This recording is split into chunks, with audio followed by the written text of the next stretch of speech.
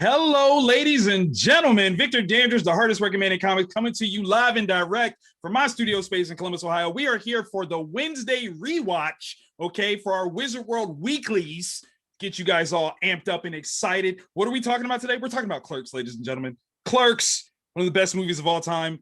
Like it's a cult classic. You love it. I love it. We all love it. We've got some amazing things still on sale right now. Paid exclusive experiences, like autographs, recorded messages, all that good stuff. You guys need to get those, grab those, wizardworld.com. Trust me, you want it.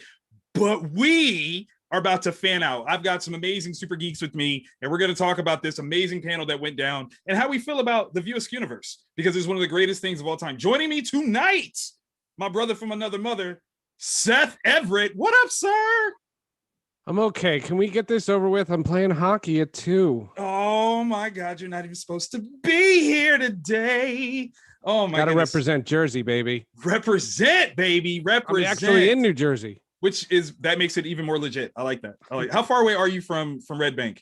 I grew up in the town next over. Right now, about 45. Wait, is that like a skit? Is that a View Askew universe skit?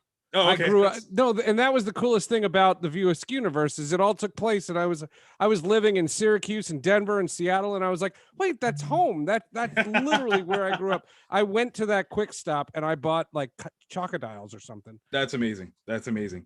Also joining us today, we've got Chance. What up, Chance? How's it going, Victor? Oh, what a great panel this was, man. I'm a big fan of Kevin Smith and Clerks and Mallrats and the whole universe. Happy to be here, man. Oh, so glad to have you. I mean, who's not a fan of this? Like, if they are, we don't even want to know them. Like, that's just weird. And also, well, we're not worried about them right now. Maybe later. We'll talk to them later. Also joining us, we've got an amazing cosplay guest. You listen, having seen the man, I wasn't sure that you weren't him. Ladies and gentlemen, joining us as Silent Bob, let's hear it for Josh Logan. What up, Josh? How we doing? Hey! He's Silent Bob. Silent Bob doesn't talk until it's time, okay? Until it's absolutely time. That's when he drops the jewels on. Hope you guys are paying him by the word. Pay? What? Hold on. Slow down. Trying to make yourself a profit? Okay, so let's look at the View Askew universe and let's talk about your origins to it, okay? So Seth, we'll start with you. You just mentioned that you were, away when all this stuff was blowing up, but what was your first experience with the View Askew universe? It was really weird because, I grew up in that part of town. I knew that area. I knew Highlands and Red Bank and all those different things. The movies weren't in Red Bank. His store is in Red Bank now. Right. He was from Highlands and he's like 4 years older than me. So, we wouldn't have known the same people, but I knew people at his high school. You know what I mean? Like it was that close. I mean, well, like he's 4 years older than Jay, so you could have known him. Right, I could have, but I didn't. And then when I was in college, Clerks came out, and I was just like, "Oh my God, they're talking about New Jersey." And then Mallrats came out the year after, and I was still at Syracuse. But then when Chasing Amy, I was in Denver, Colorado, and I was like, "That was home." Like when she's in that bar and she's talking about New Jersey, and I was like, "Oh my God, that's home." And that's real. It's very cool, and getting a chance to know, Kevin was on the Hall of Justice, which was great. Brian O'Halloran and I have a unique connection, and that's actually, I'll tell that in a little bit, but it's just great. And then you did a great job, by the way. Oh, well, thank you, appreciate that. Chance, what about you, man? What was your first taste? Every Sunday night, me and my buddies would go to the movies, and we found Clerks, and we loved it. That great independent movie. I love the black and white, the way it was shot. The pop culture references, kneel before Zod. I love these characters, Jay, Silent, but I couldn't get enough of the comedy. It was quirky, the characters, and let's face it, Kevin Smith put Ben Affleck on the map. Also true. Can't deny that at all. Wouldn't even know who the guy was if it wasn't for him. That's right. And he was coming up, Kevin Smith, at the same time as Quentin Tarantino. Well, Quentin had been out a couple years before, right? True Romance and Reservoir Dogs, but I just love Kevin Smith's style, and I liked reading that he made sacrifices to get that movie made. Like he sold a lot of his personal comic book collection to finance the film. And as Seth and I were discussing offline, it was all on credit cards. I mean, he had to do whatever he had to do to get it done. Of course. And I respect that. Of course. Now I see like a huge collection behind you. Would you be willing to sell those off to make a movie? Chance, be honest. Between me and you. And what movie would that be? I love movies. Okay. All right. I just thought I'd ask. Okay, so Josh, in 2 words or less. Can you tell us which was your first movie with the View Askew universe? Clerks. Nice. Okay, so I'm the odd man out. I didn't start with Clerks, okay? I know, right? Like, it's so bad. I did not start with Clerks because when Clerks came out, I was entirely too young to watch it. But I did start with Dogma and work my way backwards. So I came in with like 4 in the can already, which is awesome. And I really found my home in the View Askew universe with Chasing Amy. That's the one that it clicked. I loved it, and that was how I knew that I needed to go back. Which one? The Comic-Con scenes. Of course. That's totally you. Totally you at the table. Hooper X, baby. That's me. Okay. That is 100% me without question. And what makes it so crazy is, like, you know, to see this movie as Clerks be like the linchpin that launched this entire shared universe is incredible. And we actually have a clip asking the cast members, like, did they even know that this was, you know, building up to something? Let's see if we can roll that right quick fast. No. So simple. Like, no, not even. Had no idea. No. And you know, even when it was kind of happening, I think we didn't know, you know, until it's like, oh, wow, it's continuing. It's still going. It's, you know, I think that's the only time that you can really tell. I love that. Brian, what about you? Doing it, making the film, and then the months after, because Kevin and Scott and Dave literally clipped and pasted together the film together. I was just hoping to get a VHS copy of something that I had done to show other friends and fans. Kids, ask your grandparents what a VHS copy is. And from there on, it just blew up. And the thing about it is, the real star of the movie, hands down, is the writing. With these words, with these topics that we got to discuss, and to some people's discussed, a lot of people found it funny and kind of went along with the humor that we were throwing out there. So it's now, you know, 27 going on 28 years almost of all this stuff, and it's great that people love it, and that we've been fortunate enough to work with Kevin to continue to work with him as well. Of course. Scott, what about you? Had no clue, obviously. Was just hoping to be part of an indie that would get some attention, and it did that tenfold once it hit Sundance. That was all just amazing. But as far as the long-term thing, had no idea. That's all out of the mind of Kevin Smith, that he literally had stories continuing, and Mallrats is actually a part of that, and was written, and apparently Dogma was written before Clerks, and so the guy just had this whole insane universe, already going on. So watching it unfold has been a blessing to be a part of it. Funny. It's awesome. Oh my God, that is so brilliant. Like, okay, so Kevin knew that there was more. Nobody else did. That's kind of brilliant. Okay, so when it comes to Clerks, I got to know, who's your favorite character? Chance, let's start with you. Well, it's got to be Silent Bob, because I like that whole non-tribute Superman 2, Kneel Before Zod. He reminded me of Jack O'Halloran, who played Zod. So I have to go with Silent Bob. Very nice, very nice. Seth, what about you, man? Favorite character would have to be Jason Lee in Mallrats. Ooh, why? Character, just because the knowledge and the way he was just figuring out his life, but yet he knew something a lot about a lot of mundane stuff, and I just related to that. And don't forget, in the 90s, I was in broadcasting, but I was told not to reference superheroes or anything like that. I remember I referenced Batman once on a Colorado Rockies show, and they were like, "No, men listen to sports radio. Like, you can't talk about superheroes." And like, now we're doing panels about superheroes. Daggone right we are. We have a podcast. Like it's something that's totally evolved. But back then, the Jason Lee character was the outsider. True. Okay, this is going to be a weird question, but Josh, who is your favorite? It's going to tell you Veronica.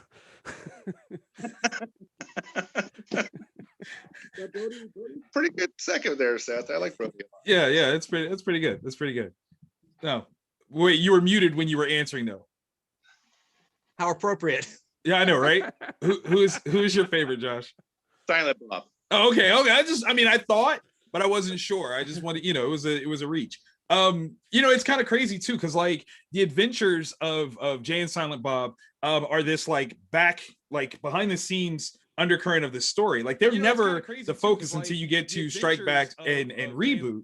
So it's so interesting that these beloved characters are like almost the epitome of 90s pop culture. We're always in the background. Like when it came to like Jay and Silent Bob Strike Back, was it finally their time? Was it their time to shine, or was that just like a weird, fun adventure that you enjoyed? Anybody jump in on that one? I think it was their time to shine. They've been, even though they weren't mainstream characters, they drew your attention in from their antics, even their movements when they said nothing. Obviously, Silent Bob says nothing but like a handful of lines through the whole universe. But they drew your focus to them with everything else going around. So yeah, they were shining for the get-go, but with Reboot and Strike Back, yeah, it's great. I love that. You wouldn't last a week in the creek. That movie. You wouldn't last a week on the creek. That's gangster. That's gangster. Does anybody know all the lyrics to Jay's rap? No. You do. We can't sing that right now. We can't sing that. I'm just curious who knew it other than me. Okay, so yeah, that's obviously one that and Strike Back had the song Because I Got High, which is one of the funniest songs in the world. That is so crazy. What a crazy way to roll out that particular one. But they've had some great music in this whole series, right? Like what is a favorite song that has appeared in a View Askew movie for you? They had Morris Day and the Time play live. I mean, they did. Like, yeah. Hallelujah. That was amazing. Is that your favorite? Oh, hands down. Okay. All right. What a Wookiee. Well, it's funny you bring this up, Victor, because I have to have the soundtrack to Reboot right here. Oh, wow. Signed from one of the artists who sung Shecky Don't Like It, who's Kevin's dog. And Kevin liked the song so much, he put it on the soundtrack in credits. And that song is just cracks me up. So funny. That is amazing. Now, you got a little bit more swag than just that from the Reboot. What else you got? Well, I got my Chronicon badge. Hey! I have my extra badge from when I was in Reboot, Jay and Silent Bob Reboot. That's awesome. And my parking pass from when I was on the. That is amazing. Oh my God, I love that. I love that. Okay, so paint us a picture. What was it like when you were shooting that? Yeah, it's the funnest thing you could ever imagine. hour days minimum, but it felt like a blink of the eye. Kevin and Jason, everyone just treated you like family while you were there. Hugs, high fives, which you can't do in the pandemic now, but of course. It was also funny because towards the end of the filming, he stood on the stage and talked about himself, which he never does that. What? Yeah, and he says, "Well, I own your souls now. You're on film. You're all part of the View Askew universe now." So that was pretty cool. That is awesome. Good job. How was the food, Josh? Yeah, how was the food? We filmed in New Orleans, so it was fantastic. It was great. Yes. Oh God, I need some Bourbon Street right now in my life. Oh my God, that sounds good. Is it coming up on a year that Wizard New Orleans was happening? It's already been a year. Oh man. God, it was in January. It's so crazy. I missed that place. Okay, so when it comes to Clerks, going back to that one specifically, there's been this one very controversial piece, which is the alternative ending, and we've got a little clip of it. So let's run that right now. Of the really tough question. Which ending do you prefer? The Randall, your closed ending, or the Dante getting shot ending? Now, obviously, Brian, I expect I know your answer. Marilyn, I'm really curious about your answer. Oh, okay. I just wanted to know. No killing, no. Okay. Scott, how do you feel? Okay. Yeah, well, I remember when I read it. I concur. Okay. Yeah, I remember when I read it in the script, I was like, what? And approaching this with Kevin, and he's like, well, that's the irony of the whole thing, is how crazy and ironic is this that he wasn't even supposed to be there that night and he gets killed, which is the reality of anybody who works in a bodega or a convenience store, a gas station store, of being held up and killed for any given moment. So I agreed. I was like, well, yeah, okay, I get it. And then he put the film together. The first screening of it was at a New York film festival called the IFFM, which is the International Feature Film Market, which is a film festival that doesn't exist anymore. And in that screening, it was shown with the original ending. And I remember eventually the film got into the hands of John Pearson, who became Kevin's producer's rep, and he convinced him, like, hey, you need to remove this ending. You're just getting your audience angry at you by killing off one of the main characters when it's really a comedy at the heart of it. And so it was removed from that point on. And when it was screened at the 4 times that's the Sundance Film Festival that following January, it was screened with just the ending year closed and the sheet being thrown at Dante. So that's the ending that went on to commercially. And, we wouldn't have had Dante in the other movies. That is true. So, that is true. I thought it was a smart move.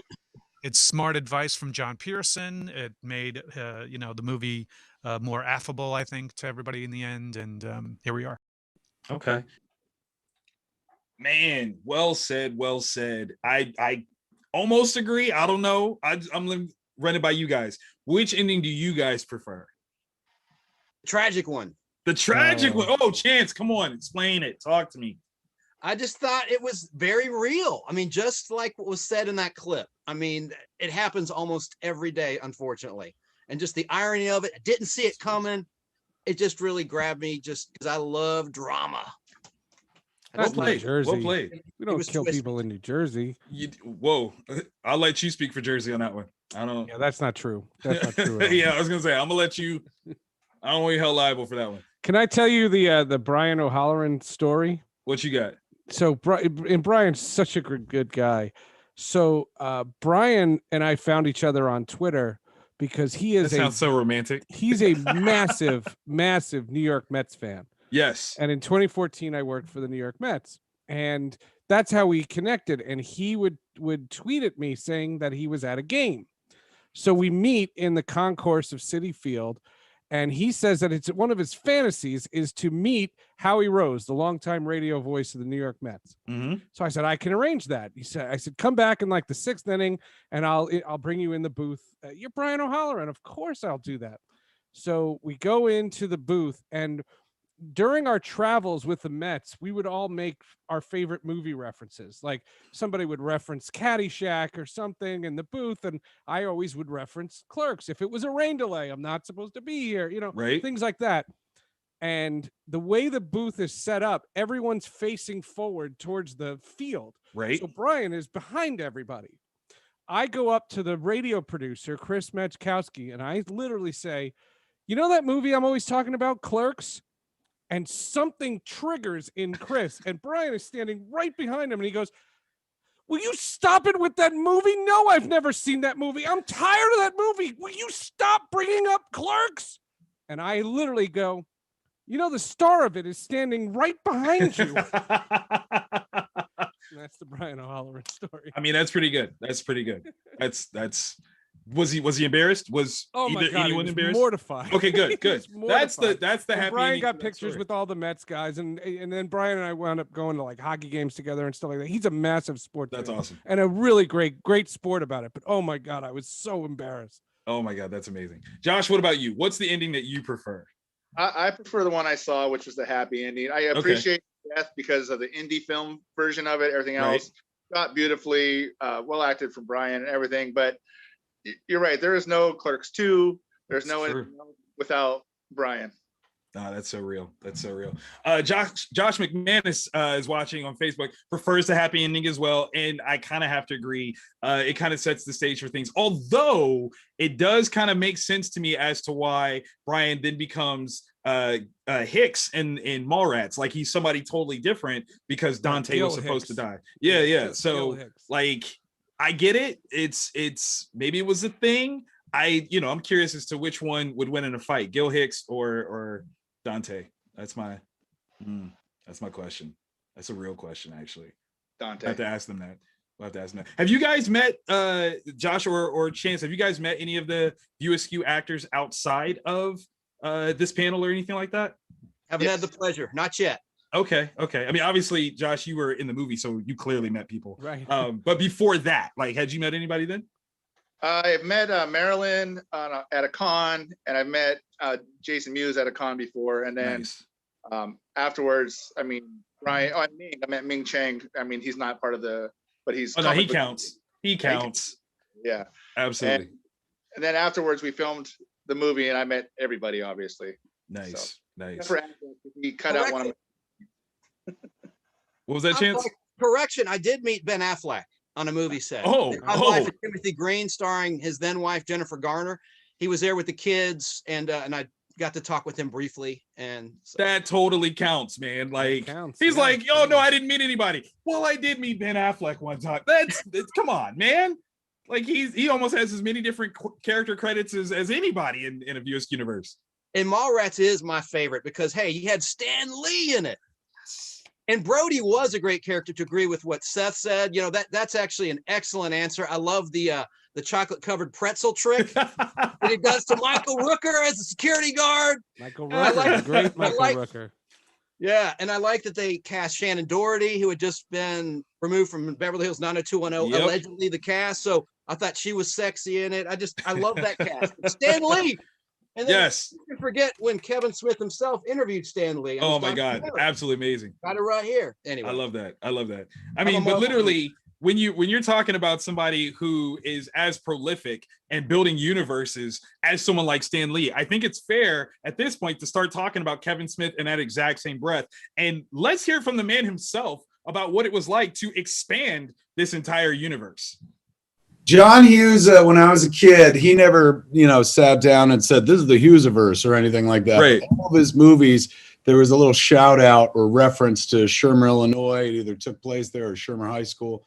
So the movies were kind of loosely tied together. And when I started making my flicks, like once I knew I was making more than one, I felt like, I could interconnect them. They could all take place in the same area. Like it's all, kind of central New Jersey. So why not kind of interconnect them? So it wasn't like necessarily the intention at the start. It really came into fore on Mallrats when we did reshoots for the opening sequence. But Jay and Silent Bob, of course, were in Clerks and then Mallrats, and so there was a tie, but there was really not that much of a reference to Clerks till we reshot the opening sequence of Mallrats. It talked about Julie Dwyer dying in the pool, and then that firmly locked us into that Viewers universe, as it were. And then in Chasing Amy, we started referencing back to the other movies and stuff.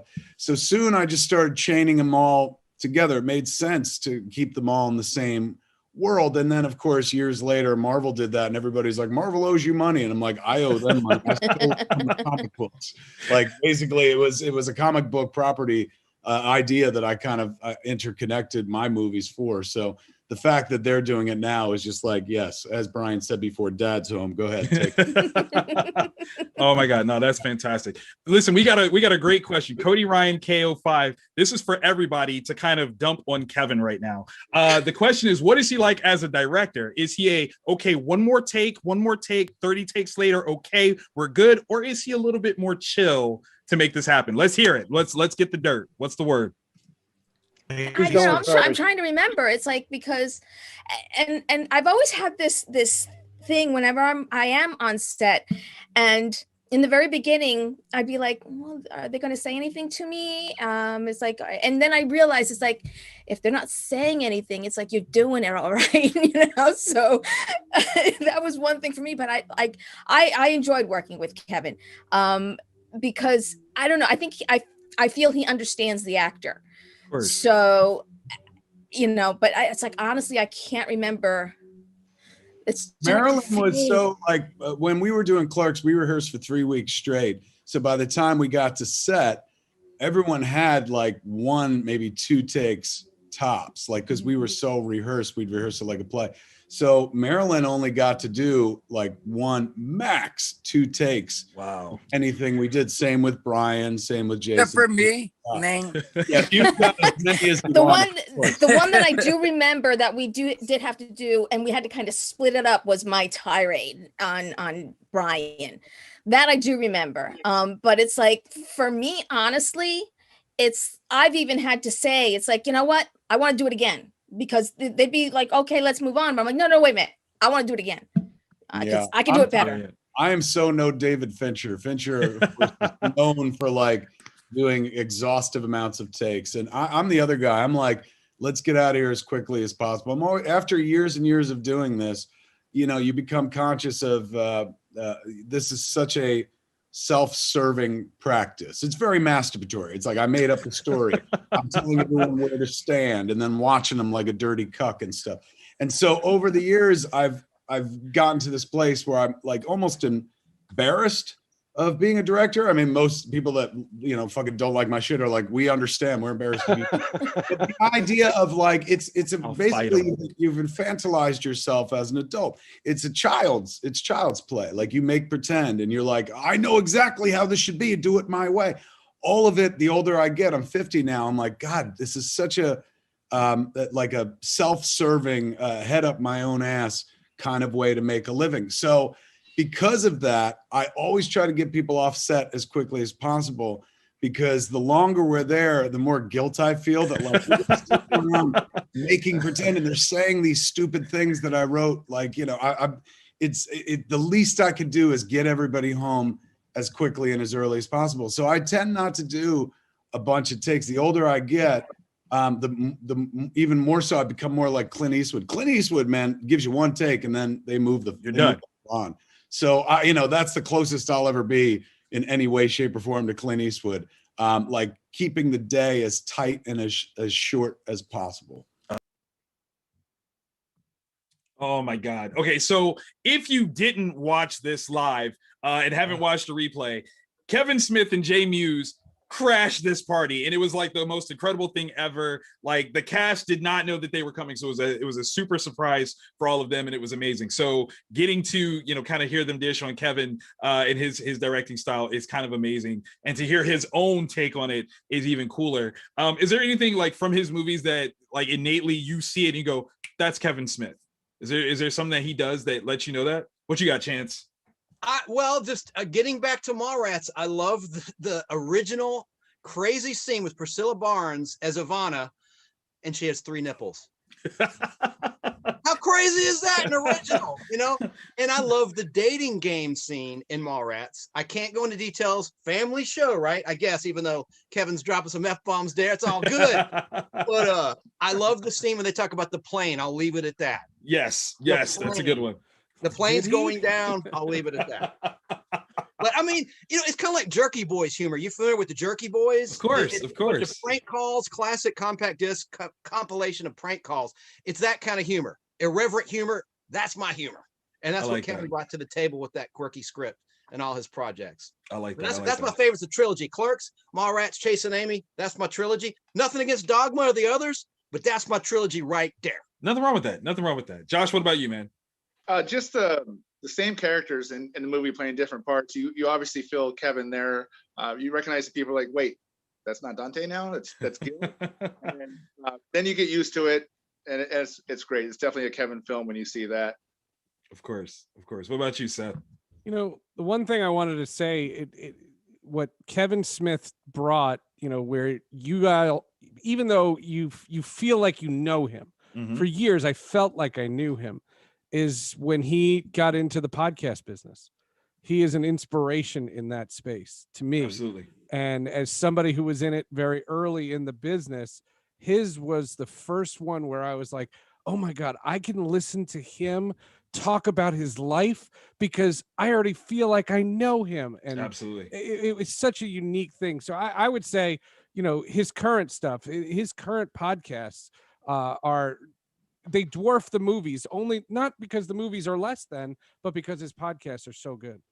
That's well said. Very well said. I actually listened to 17 hours worth of Fat Man on Batman when it first started on a road trip to Wizard World Austin. So yeah, I'm all for the podcast life on that one. Natalie wants to know, why do you think people hate certain Kevin Smith films? She loves them all, and I totally respect that. Is there a Kevin Smith film that you don't love? Is that a thing? Do you have that? Love? That you he don't doesn't love Cop Out. That's not a Kevin Smith film. He just directed that. It don't count. That movie doesn't count. Yeah, I don't count that. Maybe the Clerks TV series that lasted 6 episodes in 2000 and 2001, but that's not really a film. Right. Yeah. Hard to recreate the magic, but I think he will in the new movie. That's right. Clerks 3. And Mallrats 2. Yes. Both of those back to back. Let's make it happen. Josh, what about you? Well, I can't say there's any that I hate, and I was actually surprised I liked one. I didn't think I was going to. This little film called, and I watched it, heard some strange things about it, and I'm like, I like this movie way more than I probably should. What does that say about myself? So. I mean, I'm just saying, I'm waiting for him to wrap up the Great White Trilogy because that's got to happen. It's a weird movie, but it's still a good movie, and it's pretty awesome. Barry Allen, this is telling, on YouTube says Clerks TV series was ahead of its time. So now I've got to go back and I've got to watch this again and see maybe he's right. Like maybe we weren't there yet. The guys who worked on it worked on Veep. Oh wow! Okay, it's an incredible show. Okay. Jeffrey Chim says, I wasn't a fan of Yoga Hosers.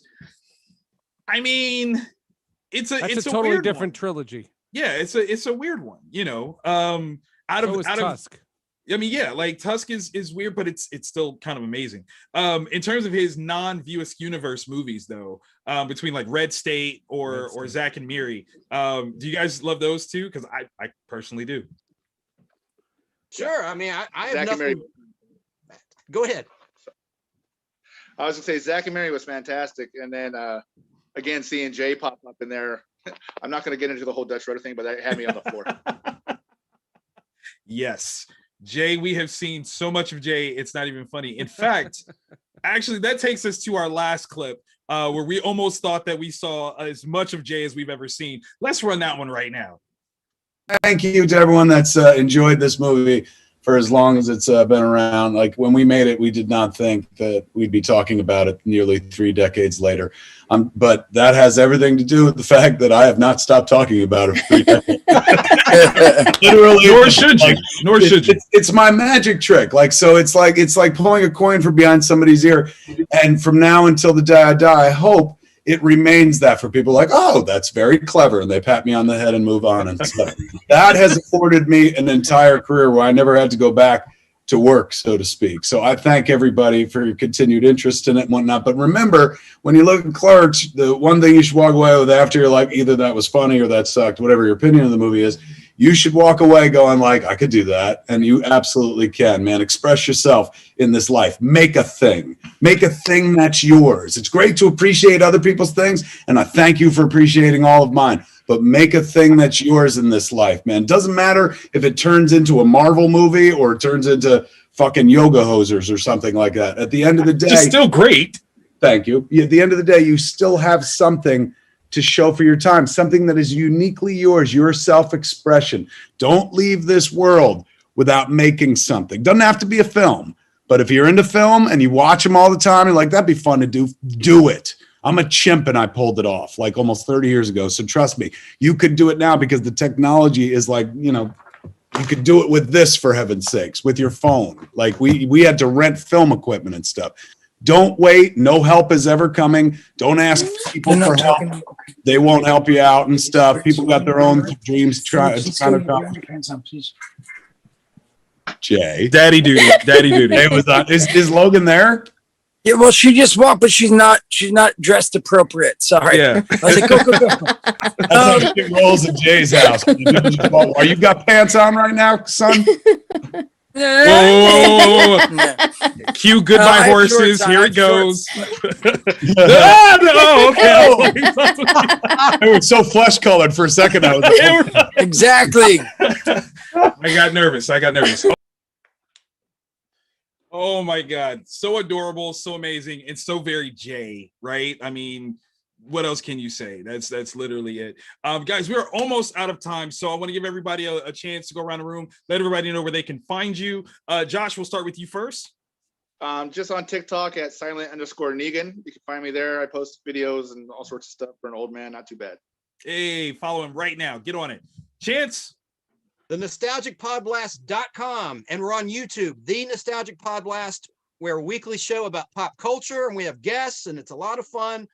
And I want to say that was an inspirational message from Kevin Smith. When he said that live, that spoke to me. 100%. Creative thing. I love what he said. And thank you, Wizard World, for that special moment. That was awesome. Surprising the cast. And how about the fact he's going to do, as we mentioned, he's going to do a sequel to Clerks 3, Mallrats 2, and he's giving back to the cast that helped make him the man he is, you know, give everyone a paycheck. I love that. Absolutely. Absolutely. Seth? You can listen to the Hall of Justice podcast. We've had some really great guests, including somebody who's moderating this panel. Victor, you've done only about 150 episodes. So, that's it? What was I, tired? Just, yeah. What were you doing? But this week we have one of the cast members from the new CW show, Superman and Lois. So make sure wherever you get a podcast, get the Hall of Justice. It'll come out tomorrow. Awesome sauce. Once again, I'm Victor Dandridge, the hardest working man in comics. You can find me at Vantage in House on all forms of social media.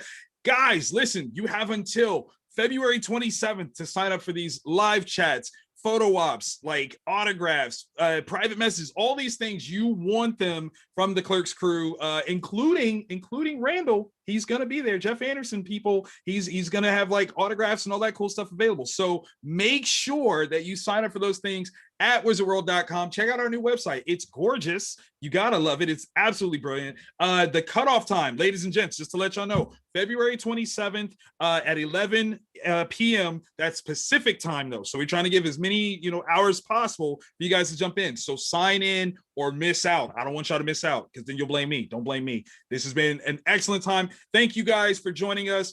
Big shout out to the Clerks cast. Obviously to Kevin and Jay for crashing. Just uninvited. How terrible is that? Had an amazing time. Big shout out to Wizard World. This one. I know. They're busy. They're making sequels. Thanks Wizard World for having us all out tonight. You guys have a great one, and we'll see you next time. Bye. Later.